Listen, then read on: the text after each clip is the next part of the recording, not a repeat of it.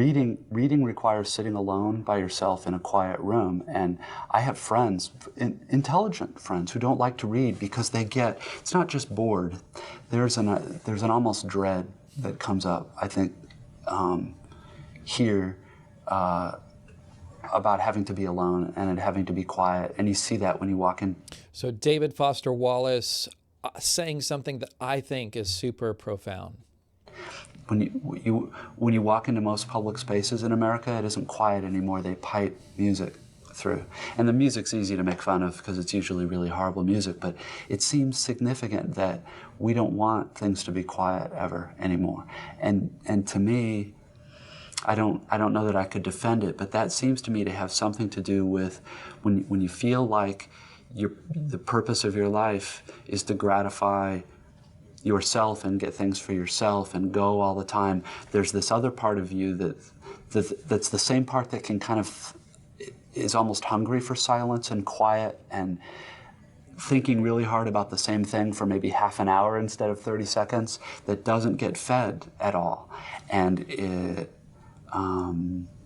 it makes itself felt in the body in a kind of dread in here. And I don't know whether that makes a whole lot of sense, but I. So I ran across this clip not too long ago, and I just haven't been able to stop thinking about it. Is that right? Is that a reason why people don't read? Is because to read you have to get in the quiet, but when we turn off all the noise, you feel a sense of dread, and so people don't want to be in that place.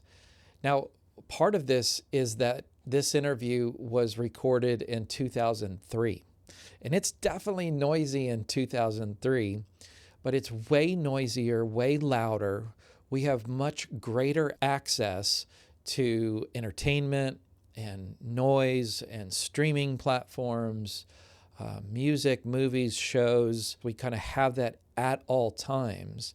So yeah, it's pretty noisy in 2003, and there's reason to be concerned, but my goodness, it's much louder and noisier today. And I've wondered why dread? Why is it a sense of dread? I actually think philosophy might have something to say about this. So Aristotle writes his Poetics, right? And many people have commented along the way throughout the centuries to say Aristotle, like the most unpoetic soul of all, saying something about poetry. I love poetry. I just imagine poets saying, please leave our poetry alone. But anyway, I think he says something really profound and actually really helpful in a way. He's trying to say something about tragedy and why we are drawn to watch tragedy. So this might be a tragic poem or a tragic play, or you can imagine a movie that has a bad ending, a sad ending, and so on. Right? Why are we drawn to these things? The idea that he uses is this idea of catharsis, that it's a kind of cathartic process that we go through when we're watching a tragedy. So here's how I understand this, at least, is that when you watch a tragedy or you watch something ugly, or maybe there's a murder or something like that on a movie, very, very common. There's a way in which we feel the feelings, even kind of identify with the character who's doing these terrible things. But here's the thing, is at the end of the movie, you don't get arrested for murder. It's a way in which you can feel the feelings, sort of what it's like, without having any of the consequences. Or you could even be the victim, right? You can feel a little bit, at least, of what it's like, but you don't have to suffer the consequences of the tragic event. You kind of can leave the theater, you could put the poetry down, or whatever it may be. Now, his idea is that we're able to kind of purge ourselves from the feeling by feeling these things, kind of cathartically feeling them. We purge them, we kind of get rid of them.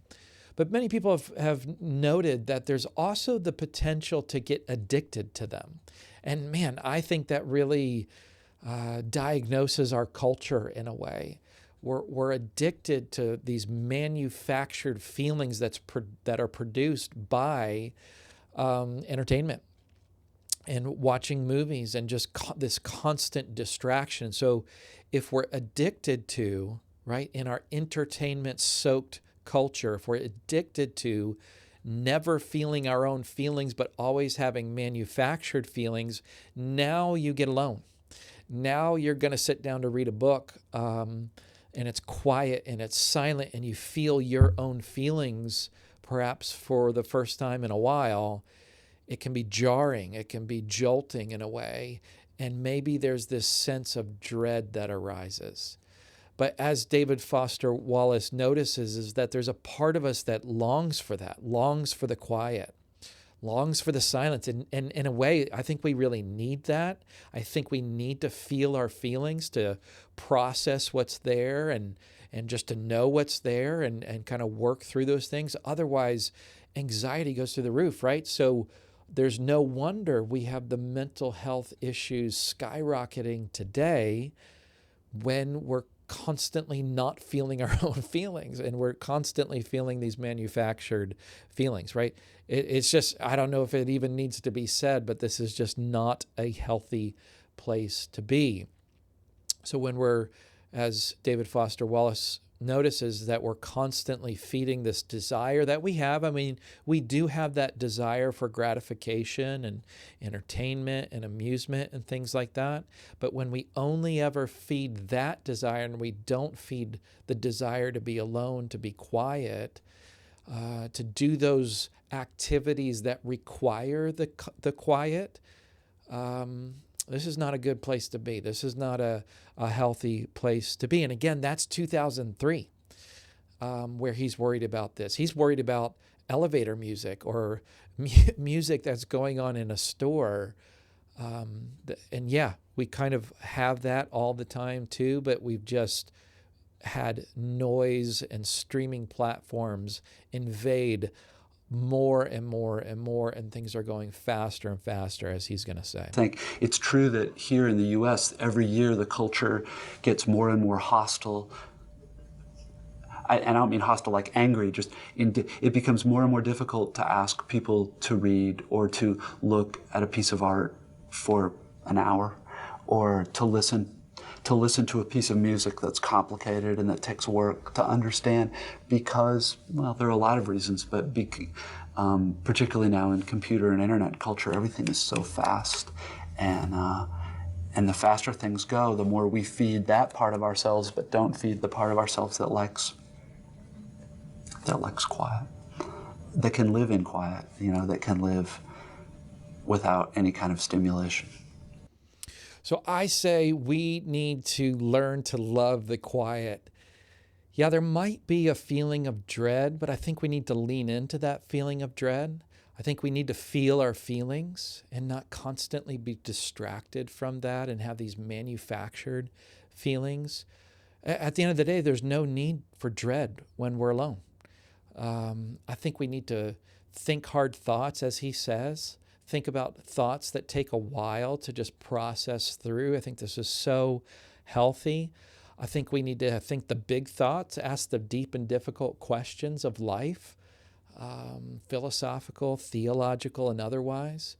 Right? I think we need to do the things that are best done in the quiet. I think reflection, journaling, and I say we need to go on many, many reading adventures.